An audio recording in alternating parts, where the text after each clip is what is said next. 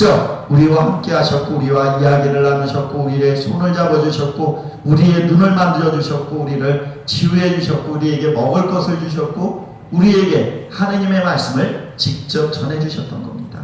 이것이 전례 안에 들어있는 것이고 바로 그러한 것들을 기억하고 기념하고 재현하면서 주님의 은총을 지금 이 자리에서 우리들이 체험할 수 있도록 이끌어드리는 것, 이것이 바로 전례의 기본이라는 겁니다. 우리가 거룩한 사람이 되는 것, 이제 거룩한 사람에 대해서 하느님 나라에 온전히 들어갈 수 있도록 그렇게 우리들을 이끌어주시고 만들어주시는 것, 이것이 교회의 전례입니다. 그렇다면 거룩하게 된 우리들에게 나타나는 표징들은 무엇인가? 정말 기도를 통해서 또 성사를 통해서 우리의 봉사를 통해서 우리들이 거룩하게 되었다면 거룩하게 된 사람은 어떻게 살아가는 사람들인가? 바울 사도는 또 데살로니가 전서에서 우리의 그런 말씀을 들려주셔요. 아마 노래로도 많이 들으셨을 거예요. 언제나 기뻐하십시오. 끊임없이 기도하십시오. 모든 일에 감사하십시오. 이것이 그리스도 예수님 안에서 살아가는 여러분들에게 바라시는 하느님의 뜻입니다. 우리 언제나 기뻐해야 됩니다. 우리가 봉사자로 이렇게 살아갈 수 있음에 대해서 기뻐해야 됩니다. 끊임없이 기도해야 됩니다. 항상 기쁠 수 없어요. 봉사를 하다 보면 사람들의 눈에 띄게 되죠. 사람들의 눈에 띄게 되면 옳은 이야기를 하시는 분도 계시지만 그렇지 않은 이야기를 하는 사람도 있고 좋은 것만 이야기하면 좋은데 좋은 것만 얘기를 해요. 어떤 때 시기 질투라는 것이 또 유혹하는 자가 다가와서 꼬시면 좋지 않은 이야기도 해요. 저도 뭐 본당식으로도 살아봤지만 어떤 때는 잊지도 않은 이야기를 꾸며서 풍비박산을 내게 되는 그런 경우도 발생합니다. 그럴 때 힘들어하지 말고 어려워하지 말고 기도해야 됩니다. 끊임없이 기도해야 됩니다.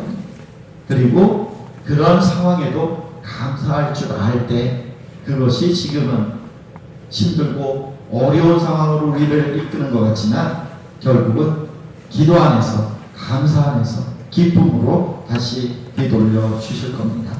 그래서 이제 우리들을 그렇게 거룩한 모습으로 언제나 기뻐하고 끊임없이 기도하고 모든 일에 감사하면서 열심히 살아감으로써 주님께서 원하시고 바라시는 소중한 열매들을 잘 맺을 수 있도록 은총을 얻을 수 있도록 우리들은 교회는 전례를 통해서 우리들을 인도해 주시게 될 겁니다.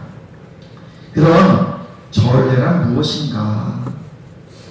전례가 뭐냐고 물어보면 전례는 전례지. 원적으로는 그렇잖아요. 히란말, 그리스말, 레이투르기아에서 유래되었다. 레이투르기아는 무엇인가?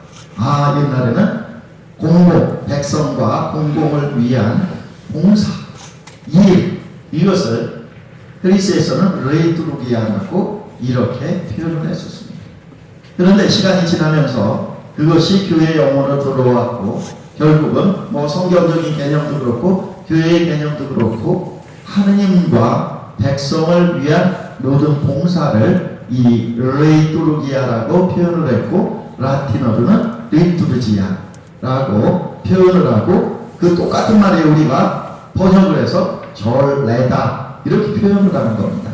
그래서 이 전례는 하느님과 백성을 위한 봉사다. 이렇게 개념 정립을 하게 됩니다. 그런데 과거에는 이 전례를 이해하면서 잘못된 이해들이 있었어요. 어떤 잘못된 이해냐? 하느님과 백성을 위한 봉사가 여기에 초점을 맞춰놓고 개념 정립이 그렇게 되니까 분명히 이거 맞아요. 그러다 보니까 봉사에만 초점을 맞춰지게 되는 거예요. 그 전례를 통해서 아까 말씀드린 대로 주님께서 주신 그 원천적 사랑, 주님께로부터 흘러나오는 그 은총 체험은 간과하고 규정을 지키고 법을 따르고 이것을 하면 되고 하면 안 되고 왜 해야 되는지는 잊어버려요. 그거에만 얽매이고 그거에만 헤매이던 그런 때가 있었습니다. 은총을 얻기 위한 수단임을 간과하고 규정과 규칙과 동작에만 신경을 쓰면서 동작이 잘 됐으면 전례를 잘 거행한 것이고 어느 동작을 실수를 했어요. 잘못했으면 이 전례를 망친 것이고 이 개념을 잘못 이해하다 보면 여러분들도 본당에서 봉사를 하시다 보면 그럴 때가 있을 거예요. 독서자나 어떤 봉사자로 하다가 실수를 했어요. 그럼 그날 아우 전례 망했어. 망한 거 아니에요. 이제 우리들은 오늘 교육을 통해서 새로워져야 돼요. 망한 거 아니에요. 최선을 다했는데 실수하고 잘못할 수 있어요. 하지만 그 안에서도 주님의 은총이 있습니까? 없습니까? 분명히 있어요. 이것을 우리들은 명심해야 됩니다. 제가 본당 신고할 때 전례문과 제가 부임했더니 다들 긴장했어요. 왜요? 전례 전문가라고 하는 전례위원장이 왔습니다. 그런데 저는 전례에 실수한다고 한 번도 얼굴 붉힌 적도 없고 잘못했다고 야단친 적도 없어요. 본인이 스스로 와서 신부님 좀 실수했죠. 그러면 잘했다고. 다음에 또 그럴 거예요. 그러면 아니라고. 본인이 더 잘 알거든요. 그래서 실수를 하고 잘못을 하고 물론은 신자들에게 분심을 드리면 안 되겠지만 잘못을 했을 때 우리 전례봉사자들은 뻔뻔해지라고 제가 표현을 해요. 실수하면 신부님이 아는 척 안 할 테니까 뻔뻔하게 그냥 아무도 모르게 넘어가라고 괜히 모르는 사람까지 알게 괜히 이상한 행동하지 말라고 이렇게 표현한 적도 있는데 이 규정이나 동작에 너무 얽매이다 보면 정말 주님께서 주시는 은총을 잊어버려요. 그리고 전례를 준비하다가 모든 걸 다 놓쳐버려요. 아유 나는 이렇게 준비를 하고 있는데 왜 사람들은 안 따라줘. 죽어라 하고 준비했더니 수고했다 잘했다는 말은 해주지도 않고 너 뭐 실수해서 잘못해서 이런 말만 떠들어대고 그러다 보면 스스로 자기 자신을 자책을 할 수도 있어요. 그러지 말아야 됩니다. 주님께서는 그런 순간에도 우리를 사랑해 주셨고 우리에게 은총을 풍부히 내려주십니다. 그리고 우리들이 다시 시작할 수 있는 힘을 주시는 거예요. 세상에 실수 안 하는 사람이 있어요? 없어요. 실수할 수 있어요. 저도 실수하는 경우 많아요. 다만 그때 그 실수를 얼마나 긍정적으로 받아들이고 기뻐하고 감사하고 기도하면서 앞으로 나가느냐 이것이 중요한 것이고 그렇게 실수하더라도 주님께서는 끝까지 우리들을 사랑해 주십니다. 규정이나 규칙 이거에만 얽매이면 안 된다는 겁니다. 은총을 바라봐야 된다는 겁니다. 그렇다고 규칙이나 규정을 무시해서도 안 돼요. 트렌트 공의 이후에 세부적인 규정 규칙들이 쭉 정해지면서 정말 전례사를 보면 경직되었던 그런 순간들도 너무 많이 있었습니다. 그래서 좀 자유로워지세요. 주님께서는 나를 사랑해 주신다. 실수했을 때 아이고 어떻게 쫄딱 망했어 이 생각을 하지 마시고 주님 제 마음을 편안하게 이끌어 주셔서 더 이상 분심 들지 않게 해주십시오. 당신께서 저 사랑해 주시다는 것 너무 잘 알고 있습니다. 전례 중에 봉사자가 꼭 바쳐야 되는 그런 기도이기도 합니다. 이제 이러한 잘못된 개념 때문에 전례가 많이 경직되어 있어요.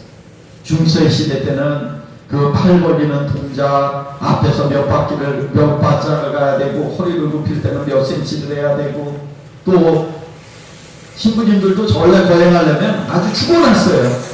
팔을 벌릴 때는 이만큼 하면 안 되고 이때는 이만큼 벌려야 되고 성체 축성 후에는 항상 손을 붙이고 해야 되고 온갖 규정들이 많았었는데 이제 2차 강국의 이후에 이 규정들이 싹 정리가 됩니다. 전례 수의식입니다. 규정 아주 기본적인 규정만 남겨놓고 나머지 부분들에 대해서는 은총의 초점을 맞춰 나가게 됩니다. 그래서 2차 바티칸 공회가 1962년에 열려요. 그런데 그 전에 이미 우리 전례를 올바로 바라보고 올바로 규정했던 회칙과 또 경신성사정의 지침이 있습니다.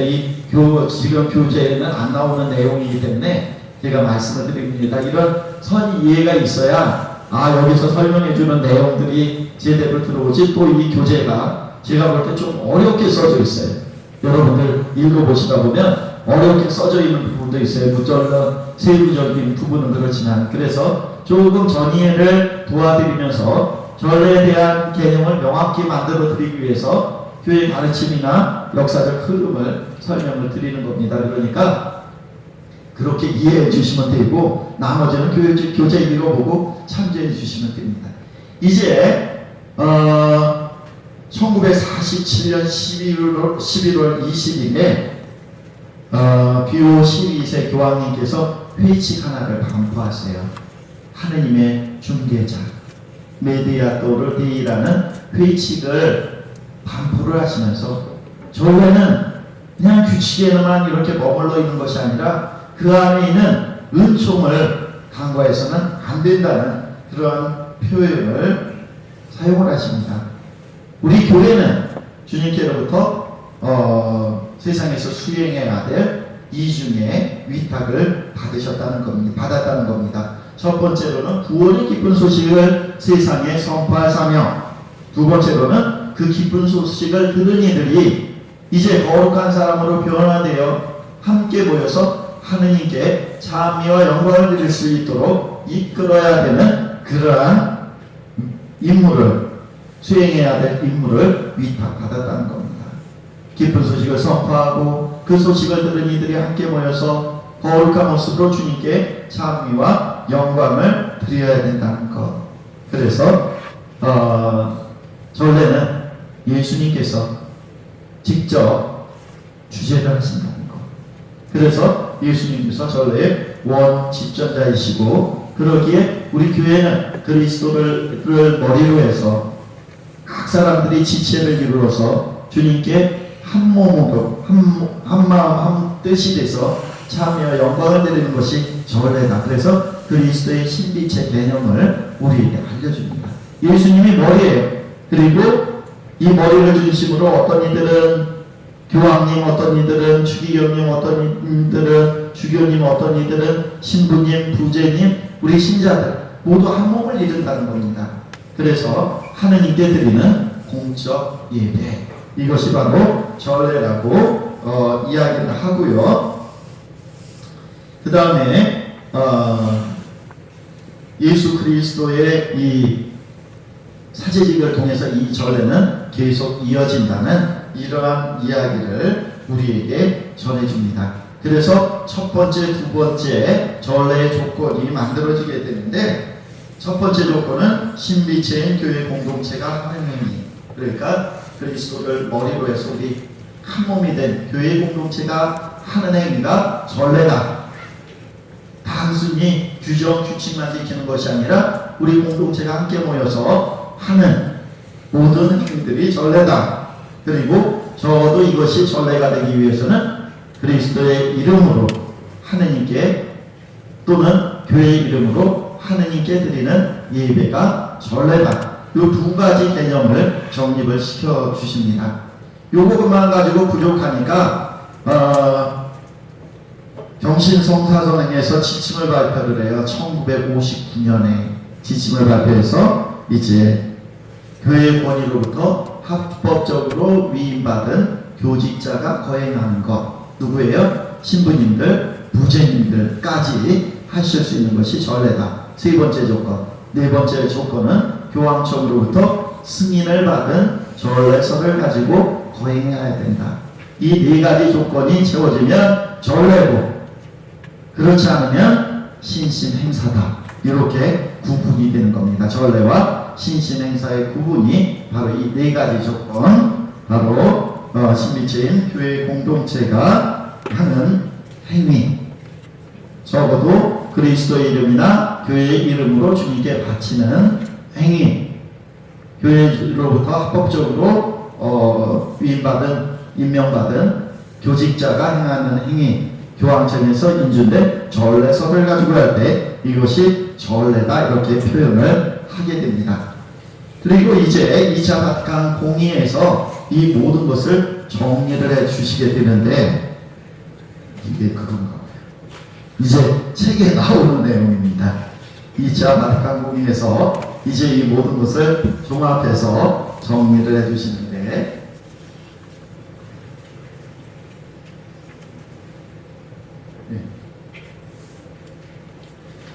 어떻게 정리를 해주시냐면, 전례는 교회 활동이 지향하는 정점이며 동시에 거기에서 모든 힘이 흘러나오는 원천이다라고 교회 왕장 10항에서 우리에게 알려주셔요. 교회 왕장 10항입니다. 교회 왕장이 뭔가 또 아셔야 되잖아요. 그렇죠? 우리 교회는 공의회가 열려요. 언제 공의회가 열리냐면, 교회에 아주 중요한 문제가 있을 때, 이 새로운 방향을 정립해야 될 때 전 세계 모든 주교님들이, 신학자들이 함께 모여서 연구를 합니다. 검토를 합니다. 그래서 교회의 방향성을 제시를 해 주십니다. 그래서 2차 바티칸 공의회는 언제 열렸냐면, 이제 새로운 시대, 새로운 방향을 제시해 주시기 위해서 1962년에 드디어 2차 바티칸 공의회가 열리게 됩니다. 62년에 열려서 언제 끝나냐면 65년에 끝나요. 이 끝나면서 우리 교회가 앞으로 이렇게 살아가야 된다고 지침을 내려줍니다. 이것이 공의의 문헌이에요. 공의의 문헌에 대해서 한 번씩은 다 들어보셨을 거예요. 이 자리에 오실 정도면 또 교사도 하시고 봉사도 하시면 공의의 문헌에 대해서 들어보셨을 거예요. 그래서 2차 바티칸 공의에서는 4개의 헌장, 9개의 교령, 3개의 선언이 반포가 됩니다. 이것을 중심으로 전례서도 다 바뀌고, 교회법도 바뀌고, 교리서도 바뀌고, 바뀌어야 될 부분은 바뀌어야 됩니다. 그래서 교령에는 교회 계시, 헌장에는 4개의 헌장이 있는데, 교회 헌장, 계시 헌장, 전례 헌장, 사복 헌장입니다. 가장 위의 개념. 그리고 교령에는 주교의 사목지, 교회 일치운동, 동방 가톨릭교회, 사제의 직무생활, 사제 양성, 수도생활의 세신, 교회 선교활동, 평신도 사도직, 대중매체에 대한 교령이 선포가 됩니다. 3개의 선언은 비그리스도교와 교회의 관계에 대한 선언, 그리스도교인 교육에 관한 선언, 종교 자유에 대한 선언이, 이렇게 3개의 선언이 선포됩니다. 이것을 중심으로 교회가 새로운 방향을 잡고 새롭게 앞으로 나가게 됩니다. 그래서 공의회가 끝난 지 이제 50년 조금 넘었어요. 그렇죠? 그런데 이것이 완전히 정립되기 위해서는 한 300년 정도 봐야 되는 거예요. 그래서 교령은 지금도 살아있고 움직입니다. 그래서 신부님 몇 년 전에는 이러지 않았는데 이게 조금 바뀌었어요. 왜냐하면 시대의 흐름에 따라서 바뀔 수 있는 부분은 바뀌는 겁니다. 그래서 큰 개념을 조금 설명드리면, 교회에서 바꿀 수 있는 것과 바꾸지 못하는 것이 있어요. 예수님께서 직접 세워주신 부분에 대해서는 교황님도 바꾸지 못하셔요. 이제 전례도 마찬가지예요. 예수님께서 직접 세워주신 부분에 대해서는 교황청도 교황님도 어느 누구도 손대지 못하는 부분이 있고요. 그 외의 부분, 교회가 시대를 지나오면서 교회의 일치를 위해서 이것은 이렇게 하자, 저것은 저렇게 하자, 이것이 맞다, 저것이 맞다, 이렇게 교회가 정한 부분에 대해서는 시대와 문화와 환경에 따라서 바꿀 가능성이 주어집니다. 그래서 어떤 부분은 교황청에서만, 어떤 부분은 교황님만, 어떤 부분은 주교회, 그 지역교회 주교회에서만, 또 어떤 부분은 교구에서 교구장 주교님이 바꾸실 수 있는 그런 부분이 열려 있습니다. 신부님들은 바꿀 수 있을까요? 없을까요? 여기서 질문을 던지면 신부님들은 바꿀 수가 없습니다. 신부님들은 바꿀 수가 없어요. 바꿀 수 있는 가까운 분은 교구장 주교님이세요. 그래서 특별히 무엇을 바꾸어 나가고자 한다면 교구장 주교님께 명시적 허가를 해야 됩니다. 물론 미사 부분에서 제가 조금 더 구체적으로 설명을 드릴 텐데, 사제가 할 수 있는 부분은 선택이에요. 성가를 이것을 선택하고 기도문을 이것을 선택하고 동작을 이런 부분에서 사제에게 사목적 배려로 사목적 권한으로 주신 부분에 한해서 그 정도지 이 기도문을 완전히 바꾸거나 빼거나 더하거나 이것을 훼손시킬 수는 없다는 겁니다. 이것이 기본적인 거예요. 그래서 2차 바티칸 공의 이후에 이제 전례 헌장이 반포가 됐잖아요. 이 전례 헌장에 따라서 전례서들이 다 바뀌어요. 예식서도 바뀌고 미사 경본도 바뀌고 모든 것이 다 바뀌게 됩니다. 그래서 미사 경본이 바뀐 부분에 대해서는 다음 시간에 이제 말씀을 드리게 될 겁니다. 어쨌든 지금 우리들이 이해하는 전례는 2차 바티칸 공의 이후에 전례 쇄신이 일어나면서 단순하고 소박하고 고상하고 품위 있고 아름답게 이 5가지 여기에 중점을 두면서 전례를 발전시켜 나갑니다. 여기 나와 있지 않은 내용이지만 과거 전례사를 보면 우리가 지금 전례를 하면서 젊고 또 뭔가를 이렇게 하고 싶은 경우에는 미사에 이것을 더 했으면 좋겠고 저것을 더 했으면 좋겠고 그래서 많은 건의도 들어오고 그렇습니다. 전례 과거에 성행했었어요. 그러다 보니까 어떤 현상이 벌어지냐면 이 전례극을 잘하면 미사가 잘 된 거고 아까 말씀드렸죠. 이 전례극이 망치면 미사가 망친 거예요.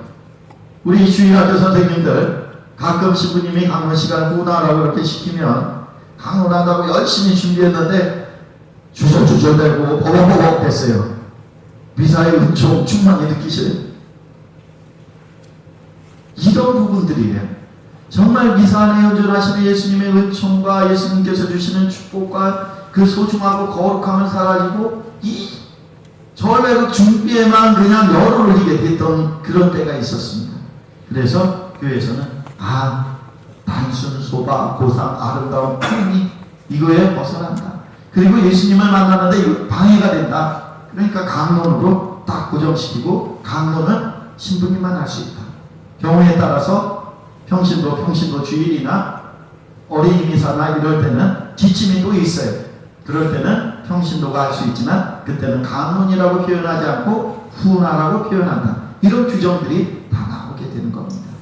그래서 2차 바티칸 공의 이후에 전례를 쇄신시켜 나가고 여러 가지 부분들 그래서 구원의 성사라는 회칙은 2차 바티칸 공의 때 이제 토착하나 이걸 이야기했더니 엄청나게 잘못했던 적이 있어요. 교회에 너무 큰 상처를 줬고 전통을 자꾸 단절시키는 이런 현상들 자기 멋대로 마음대로 했다고 사제들도 교회에 너무 큰 상처를 줬으니까 그것을 중단하라는 훈령을 발표하더라고요. 사제도 그렇게 했을 때는 징계에서 면치 못한다는 이런 강력한 이것저것만 덧붙이다 보니까 그러한 훈령도 나오게 됩니다. 어쨌든 2차 바티칸 공의에서는 전례는 이런 것이다 이렇게 정리해 주신 것이 바로 이 부분입니다. 전례는 감사와 전례는 한 장을 더 넘겼네요 제가. 전례는 예수 그리스도의 사제직을 수행한 거다. 사제는 그리스도의 사제직을 대리하는데 그 전례의 원집전자는 예수님이시다. 예수님께서는 사제의 인격 안에 현존하신다. 이렇게 설명을 하십니다. 그리고 신자분들은 이제 하느님의 백성으로서 보편사제직을 수행하는 거예요. 아까 그리스도의 신비체 말씀드렸죠. 신비체가 머리를 중심으로 해서 각자에게 주어진 역할을 수행하면서 이 신비체가 아름답게 빛나도록 해야 된다는 겁니다. 어떤 때 배가 고파요. 그러면 손이 무엇을 찾아서 먹어줘야 되잖아요. 나 손을 무시하니까 너 배고프나 말거나 그냥 준다. 그러면 손이 건강해져요? 아니죠. 이런 개념입니다. 예수 그리스도의 사제직을 수행하는 것이 바로 교회의 전례다.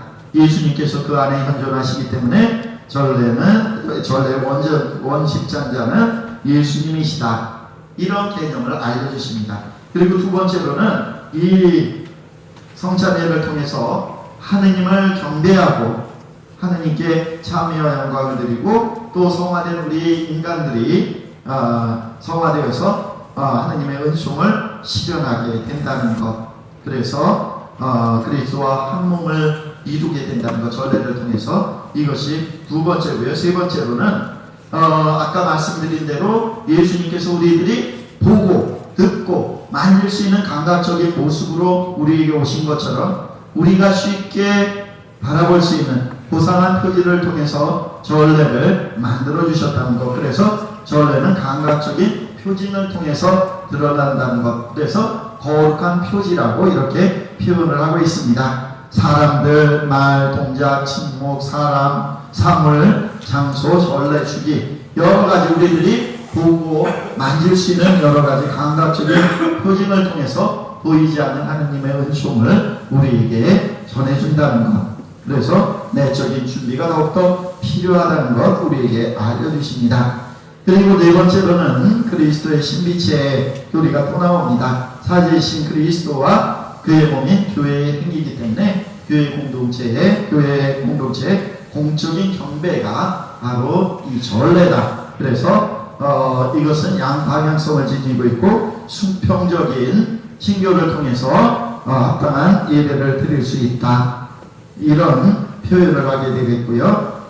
다섯 번째로는 교회의 가장 우월적이고 그 효과에 있어서 교회의 어떤 내용과 구분할 수 없다는 것, 비교될 수 없다는 것, 이 말씀을 우리에게 들려주십니다. 그래서 전례 헌장에서는 전례 목적을 그렇게 표현하고 있습니다. 전례 목적은 하느님께 합당한 영광을 드리고 인간을 성화시키는 데 있다. 따라서 하느님을 공경하는 면에서는 인간의 행위이며 인간을 거룩하게 하는 면에서는 하느님의 행위이다. 그래서 이 전례하는 신인 양명성, 거룩함과 우리 인간적인 부분 양명성을 지니고 있다. 이렇게 전례 목적을 요약해서 우리에게 설명을 해주고 계십니다. 그래서 뒷부분 나와 있는 내용들인데요.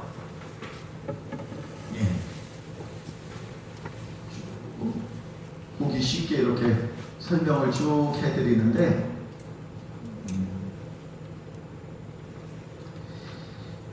이제 전례에 그렇게 규정을 했는데 방향성이나 이런 개념을 우리들이 명확하게 가져야 되기 때문에 목적이나 이런 걸 봤을 때 전례는 항상 방향성을 지니고 있어요.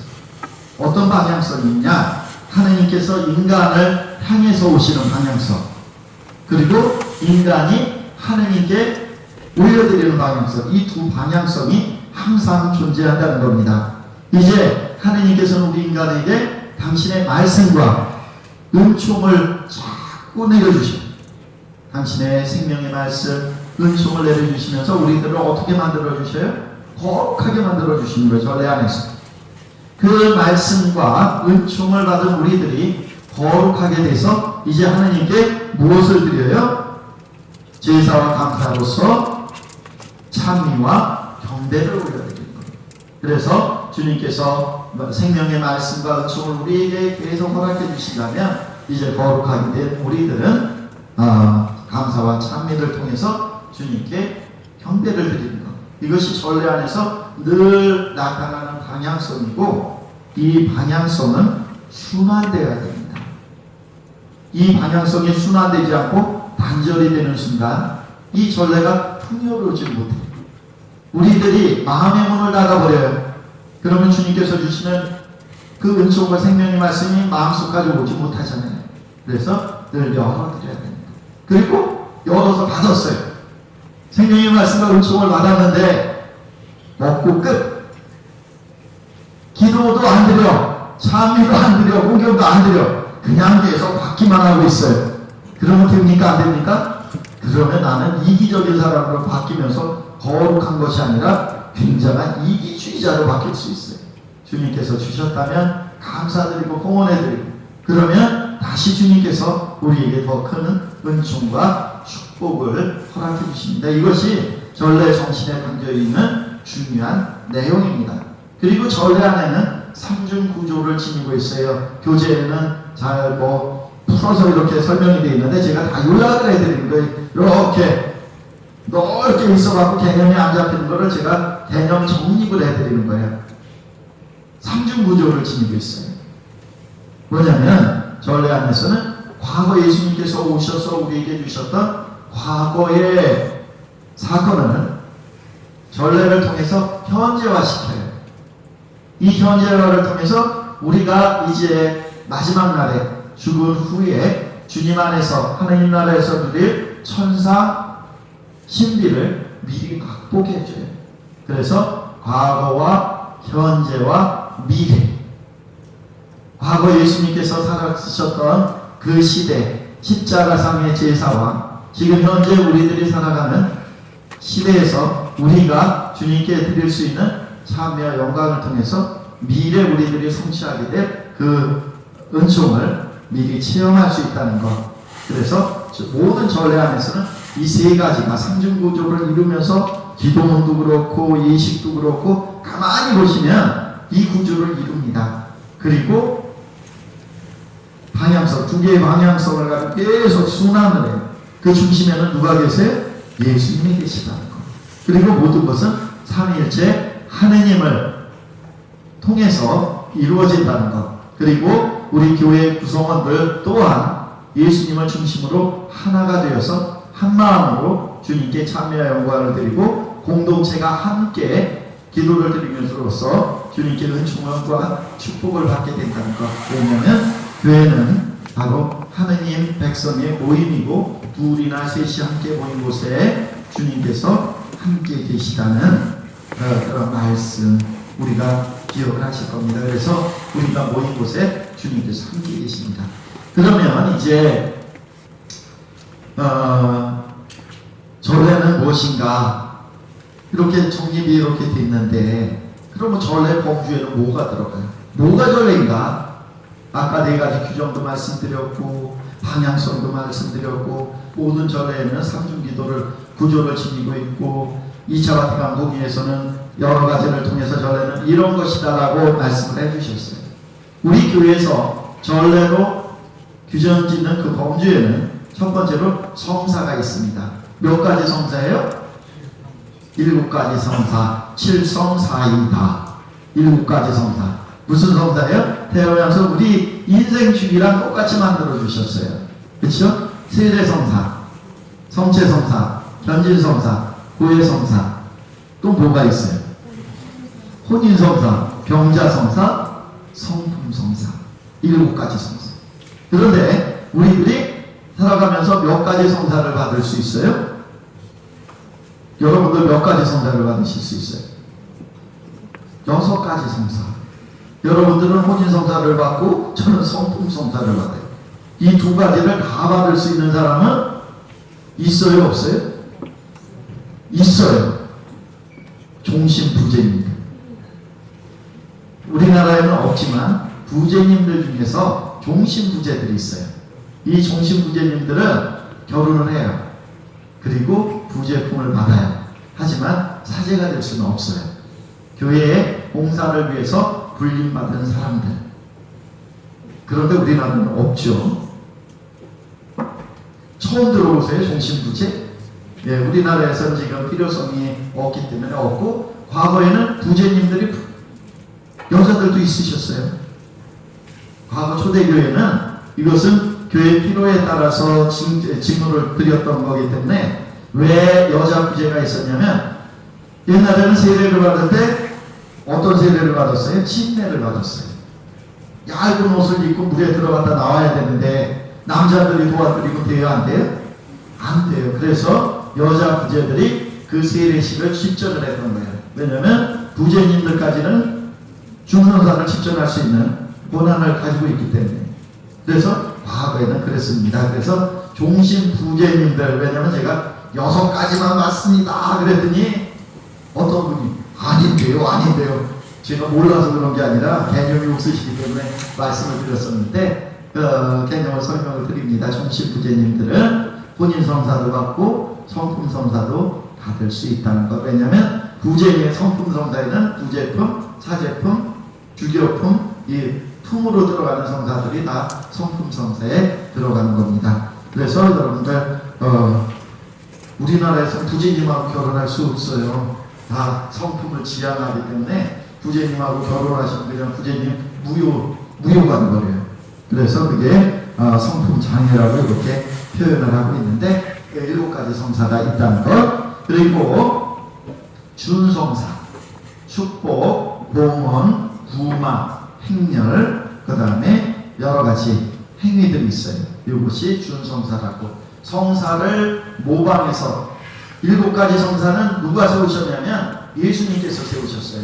요 성사랑 뭐 전래주년이랑 이것은 후반기에 교육 한 번 더 있죠. 그때 예정되어 있기 때문에 제가 간단히만 설명을 드리는 겁니다. 그리고 준성사가 무엇인지는 그때 또 이제 구체적인 예를 들면서 설명을 드리게 될 겁니다. 그 다음에 시간절례가 있어요.